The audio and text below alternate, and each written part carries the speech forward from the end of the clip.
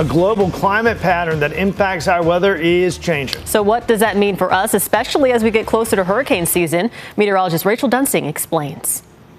We talk about these global climate patterns, El Niño and La Niña, and how they impact our weather all the time.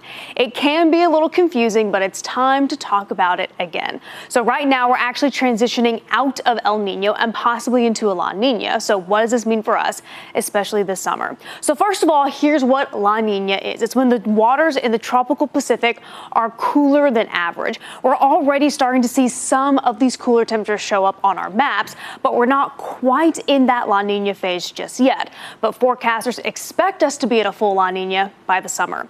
So what happens when it finally develops? Well, we worry about it a lot when it comes to hurricane season. So La Niña ends up adding less wind shear to the tropical Atlantic, and that's where our hurricanes develop, and that means more storms have the chance to develop.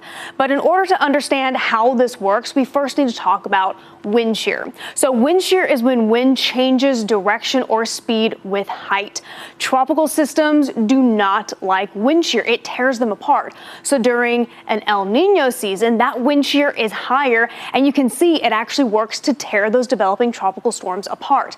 But with La Niña, which by the way is what we're phasing into, that wind shear is much weaker. So storms can develop more quickly and can sometimes become stronger. So this is just part of the reason both NC State and Colorado State have called for a much more active than average hurricane season.